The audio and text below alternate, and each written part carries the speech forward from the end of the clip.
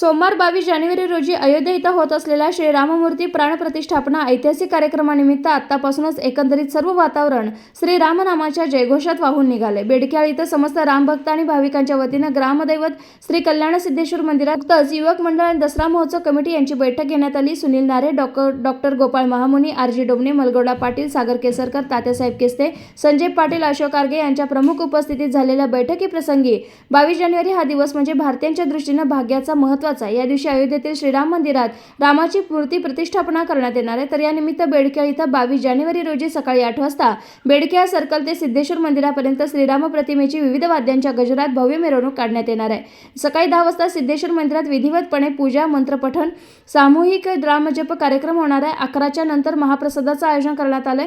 संध्याकाळी 7 नंतर घरोघरी गावातील सर्व मंदिरातून दीपोत्सव साजरा करण्यात येणार आहे। याचबरोबर युवकांच्या वतीनं गावातील मंदिर स्वच्छता कार्यक्रम राबवण्यात येत आहे। विशेष म्हणजे हा दिवस समस्त गावकऱ्यांनी एक प्रकारे आपला एक सण उत्सव याप्रमाणे साजरा करा असं आवाहन केलं।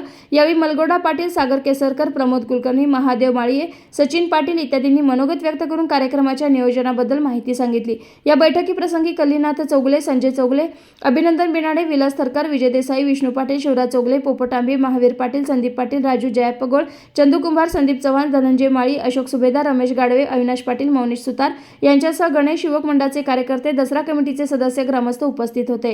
प्रशांत सुतार यांनी सूत्रसंचालन केलं तर नितीन वाडेकर यांनी आभार मानले। एसबी न्यूजसाठी बेडकीहाळहून गजानन पाटील। राजकीय, सामाजिक, आर्थिक असा सर्व घडामोडींचा आढावा पाहायला विसरू नका एसबी न्यूज चॅनल आणि नक्कीच सबस्क्राइब करा।